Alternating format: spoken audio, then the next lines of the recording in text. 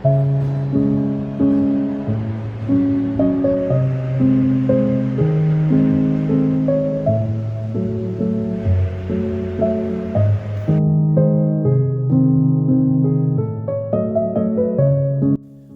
Sri menyuruhku pulang. Tapi, benarkah ibu sakit? Bayangkan ibu dengan penampilannya yang tegar berkelebat.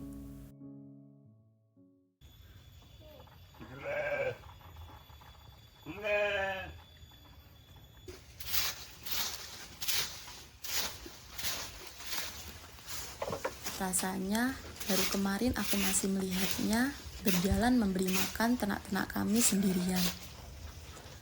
Melalui padang rumput yang luas, berputar-putar di sana berjam-jam. Mengawasi rumah kecil kami yang hanya berupa nokta dari balik bukit.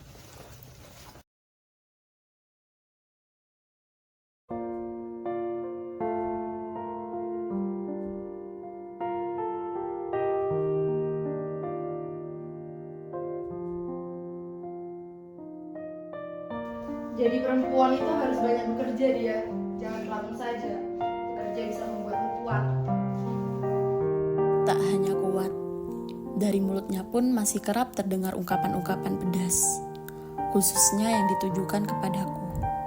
Aku sama sekali tidak menganggur. Sebuah buku berada di pangkuanku, tapi ibu tak pernah menghargai kesukaanku membaca. Di mata beliau, itu hanyalah kegiatan tak berguna yang tak menghasilkan.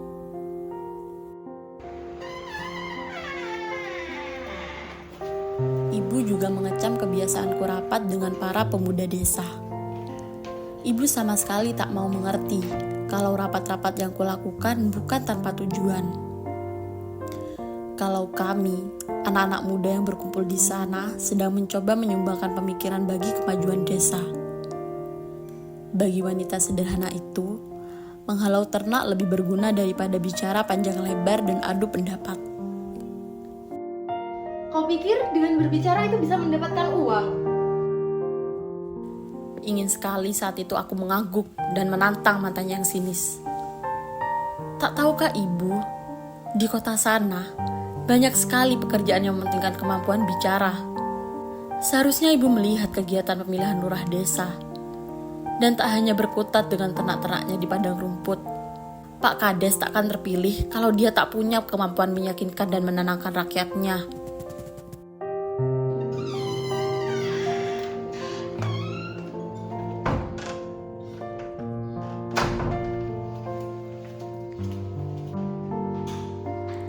Caraku berpakaian pun tak pernah benar di matanya.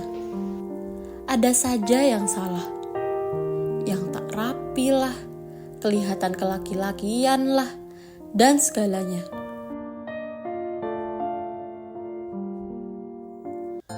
Sebetulnya aku heran, kenapa Mbak dan Masku itu bisa melalui hari dengan keterpasungan pemahaman ibu. Mereka bisa sekolah, paling tidak sampai SMP dan SMA tanpa banyak bertengkar dengan ibu.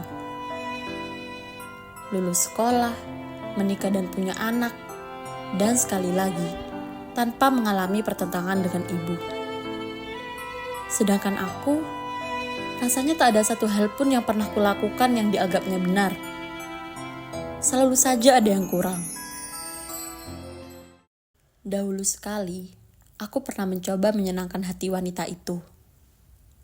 Ku coba memasakkan sesuatu untuknya. Meski semua saudaraku tahu, aku benci kegiatan dapur itu.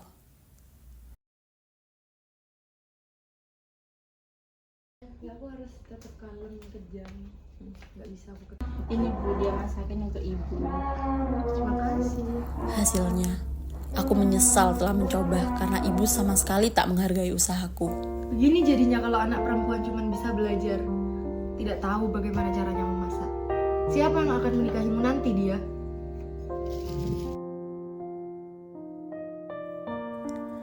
Dan saat itu, aku makin tersungkur dalam ketidakberdayaanku menghadapi ibu. Perlahan aku malah berhenti berusaha menenangkan hatinya. Aku capek. Maka saat ada kesempatan pergi meninggalkan rumah dan meneruskan pendidikan ke bangku kuliah. Dengan peluang beasiswa, ku gempur habis kemampuanku agar kesempatan itu tidak lepas dari tangan. Ya, aku harus pergi, menjauh dari ibu, dari komentar-komentarnya yang menyakitkan.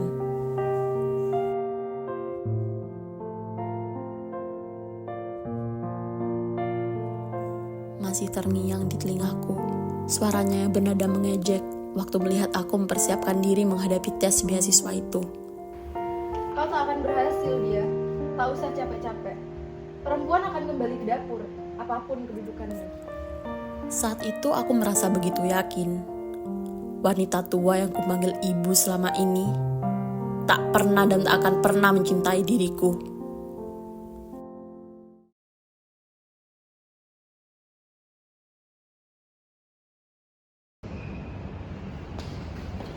Di, kok melamun sih? Ada apa? Tulisanmu ada yang ditolak? Mana mungkin sih? Li, kau percaya gak sih kalau aku bilang ada ibu yang tidak pernah mencintai anaknya? Pertanyaan ini mungkin aneh di telinganya. Apalagi aku tahu keluarganya adalah keluarga terhangat yang pernah kutemukan. Ibu Laili tak hanya bijaksana, tapi juga selalu melimpahinya dengan banyak kasih dan perhatian. Jauh sekali bila dibandingkan dengan ibu. Aku rasa mencintai adalah naluri otomatis yang muncul ketika seseorang menjadi seorang ibu. Itu karunia Allah dia. Mengayomi, memberi kasih sayang, melindungi. Kami sudah tinggal satu kos selama hampir 5 tahun. Kupercayakan seluruh kegembiraan dan saat-saat sulitku padanya. Tapi tak pernah sekalipun aku bercerita tentang ibu dan ketidakadilan yang diberikan wanita itu padaku. Selama kurun 5 tahun ini, aku tak pernah menjenguk ibu. Ya, tidak sama sekalipun, meski batinku terasa kering. Bagaimanapun sebagai anak, aku punya kasih yang ingin bisa kupersembahkan pada wanita yang melahirkanku. Sayangnya, tak pernah ada kesempatan bagiku untuk mewujudkannya itu. Ibu tak pernah menangkap sinar kasih di mataku, apalagi membalasnya dengan pelukan hangat. Ibu tak pernah peduli. Dalam tahun-tahun yang telah kulalui, aku hanya mengirim surat dan foto pada semua kakak dan keponakanku. Tak satu pun kualamatkan untuk ibu. Kalaupun secara rutin kusisihkan uang honor menulisku untuk ibu, itu pun tak pernah kukirimkan langsung. Selalu lewat salah satu kakakku. Paling sering lewat Mbak Sri. Aku belajar menyingkirkan kebutuhanku akan kasih sayang dan sikap keibuan darinya. Aku belajar melupakan ibu. Dia, kenapa kamu menanyakan itu? Apa pendapatnya kalau tahu teman baiknya selama ini telah melupakan ibunya? Padahal dalam Islam tertera jelas keutamaan untuk berbakti dan menghormati ibu. Selama ini aku selalu berdalih di hadapannya dalam sholat-sholat yang kulalui. Bukan aku tak mencintainya, tapi sepertinya itu kehendak ibu sendiri untuk dilupakan. Ibuku sakit, Li. Apa yang harus aku lakukan? Itu aja kok bingung. Kamu jenguklah dia, barangkali ibumu itu rindu. Terakhir kali kamu menjenguknya kapan? Teman baikku itu seperti teringat saat-saat libur kuliah yang tak pernah kumanfaatkan untuk pulang kampung. Sebaliknya malah berkunjung ke tempatnya atau menghabiskan waktu di kos, merentang hari. Aku tidak pernah pulang lagi. Sudah 5 tahun. Kamu harus secepatnya pulang, Di. Biar aku pesankan tiket. Atau ibumu suka apa? Biar aku belikan untuk oleh-oleh.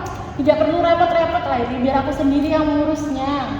Jangan gitu dong. Selama ini kan kamu selalu repot-repot saat menjenguk kami. Jadi, sekarang kamu yang ngurus aku aja. Kamu kan lagi sibuk untuk mengonsepsi, ya kan? Kamu yakin aku harus pulang? Iya dong, ibumu pasti kangen-kangen ya. Andai Laili tahu Perempuan macam apa ibuku itu? Beliau lebih keras dari karang, Laili. Karang masih bisa terkikis air laut, tetapi ibuku... Rumah mungil kami tak banyak berubah. Juga rumah petak-petak kecil di sampingnya. Kulihat ruangan tampak tidak serapi biasanya. Barangkali kehilangan sentuhan tangan ibu. Mbak Sri bilang, setahun belakangan ini ibu beberapa kali jatuh sakit. Akan tetapi, beliau tidak pernah mengizinkan mereka mengabarkan padaku. Karena ibu tak butuh kehadiranku. Ibu tak ingin aku mengganggu kuliahmu, Dia. Sejak kapan ibu memikirkan kuliahku? Bukankah baginya anak perempuan cuma akan ke dapur? Ibu sering bertanya pada kami, Dia. Berkali-kali malah. Sudah tahun berapa kuliahmu? Berapa lama lagi selesai? Sebenarnya, ibu juga kangen kepadamu, Dia. Tapi ibu lebih mementingkan kuliahmu. Aku tak merasa perlu diyakinkan. Aku kenal ibu. Dan selama jadi anaknya, tak pernah ibu bersikap kasih padaku. Tidak sekalipun perkataan kakak-kakakku barusan. Semata-mata untuk menyenangkan hatiku. Agar aku tak merasa kejadian 5 tahun yang lalu, pertengkaran hebatku dengan ibu. Pertengkaran yang makin mematapkan hatiku untuk pergi. Malam itu, ibu berkali-kali menumpahkan kalimat-kalimat pedas padaku. Tujuannya satu, agar aku tak pergi.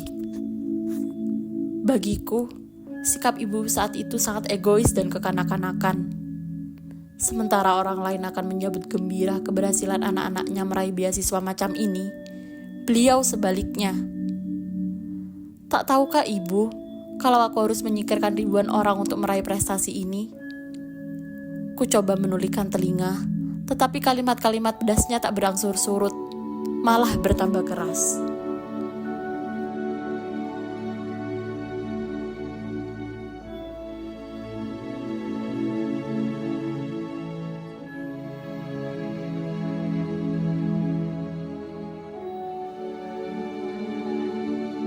Pergi ke kota bagi perempuan macam kamu itu hanya akan menjadikan santapan laki-laki di sana. Tidak ada tempat teraman selain di kampung sendiri. Ibu tidak mau kamu membuat malu keluarga. Pulang-pulang membawa aib. Apa? Mau membantah? Kurang terpelajar apa sih Ratna itu? Atau anak Pak Haji pulang-pulang menjadi perempuan jalan? Ibu tidak mau punya anak jalan. Cukup, aku tak bisa menahan kesabaranku lebih lama. Darahku seperti mendidih mendengar kalimat-kalimat ibu. Kalau saja ibu cukup mengenalku, kalau saja ibu punya sedikit kepercayaan pada anaknya sendiri. Ibu cuma percaya pada dirinya sendiri. Seakan semua orang akan mengalami nasib buruk. Saat ditinggal bapak, ya, bapak memang meninggalkan kami. Janjinya bahwa lelaki itu akan kembali dari kota dengan membawa perubahan pada nasib kami, cuma omong kosong. Di sana bapak justru menikah lagi, dan ibu yang menganggap dirinya sempurna sebagai wanita, merasa sakit hati. Setelah itu, semua yang berbau pembaruan dan kemajuan dimusuhinya habis-habisan. Termasuk niatku ke kota untuk mencari ilmu.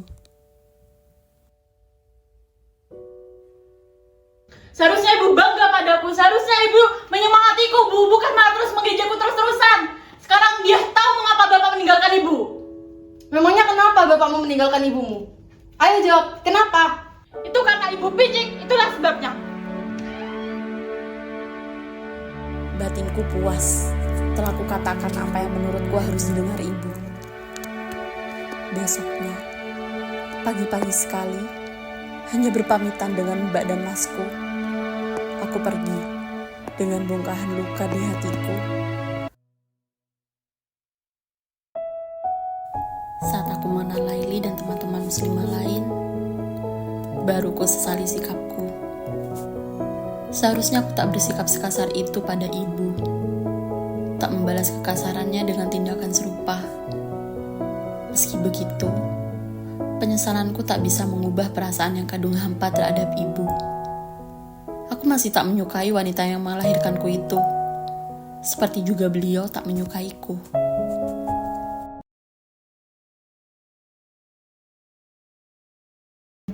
Penampilanmu Mbak lihat sekarang udah beda ya. Iya Mbak. Bagus lah. Dia, ibu sudah bangun. Oh iya.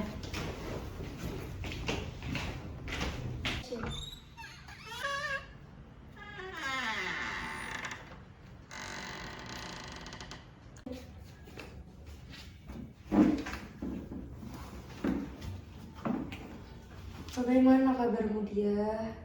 Baik Bu. Ibu tak memandang kaget penampilanku, yang pasti merupakan pemandangan baru baginya.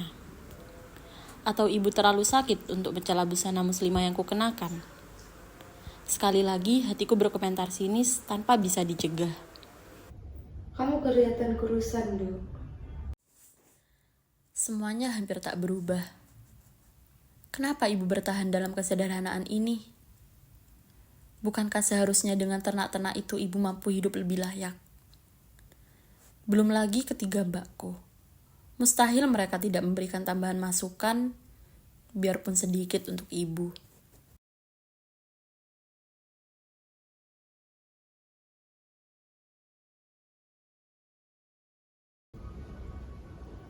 Jangan salahkan Mbak Masmu dia. Foto-foto itu ibu yang maksa minta ke mereka. Kadang, jika ibu kangen, ibu pandangi.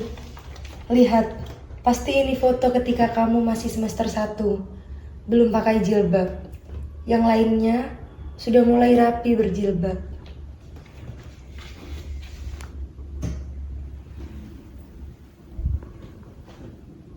Ibu kangen padaku. Betulkah? Apa yang membuat ibu begitu berubah? Usia tuanya kah? Waktu 5 tahun kah? Hatiku terus bertanya-tanya. Kemana larinya sikap keras dan ketus ibu? Tolong ibu, Nduk. Ibu ingin duduk di beranda.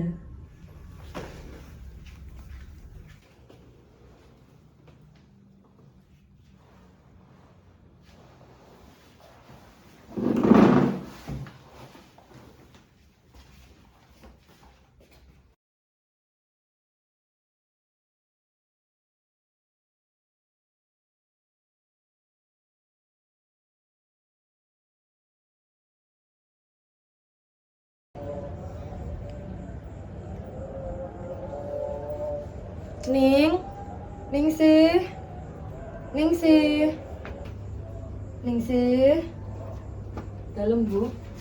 Tolong ambilkan kotak ibu di bawah tempat tidur ya. Oh, nih, sebentar.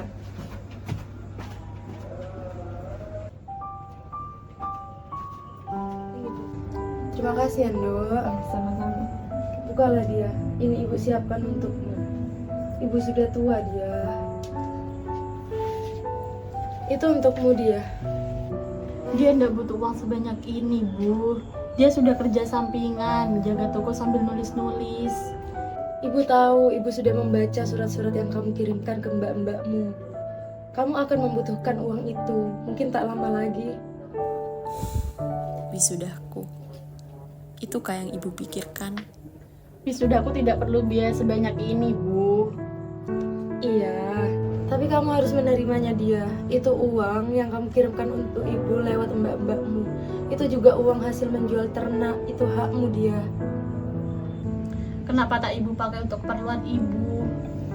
Ibu tak butuh uang sebanyak itu dia. Lagi pula ibu khawatir, ibu tidak bisa memberi uang lagi setelah ini. Dia kan sudah jelaskan ke ibu. Dia sudah bisa cari uang sendiri meski sedikit-sedikit. Ibu tak perlu repot memikirkan aku.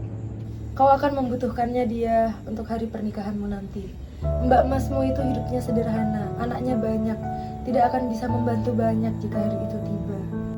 Untuk pernikahanku. Sejauh itukah ibu memikirkanku? Maafkan ibu jika selama ini ibu keras kepadamu dia. Kau benar, ibu memang picik. Itu karena ibu tak ingin kau terluka. Ibu tak ingin kau kecewa. Itu sebabnya ibu tak pernah memujimu. Kau harus punya hati sekeras baja untuk menapaki hidup. Ibu ingin anak bungsu ibu menjadi anak yang berbeda. Seperti rembulan merah jambu, bukan kuning emasan seperti biasanya. Rembulan merah jambu. Itukah yang diinginkan ibu? Menjadi seseorang. menjadi orang dalam arti sebenarnya. Punya karakter dan prinsip yang berbeda. Siap mengarungi kerasnya selama ini. Semua kehampaan, kebencian, dan kekesalanku pada wanita tua itu tiba-tiba terbang ke awan. Aku tak lagi membencinya. Ternyata aku cukup punya arti di mata ibu. Aku rembulan di hatinya.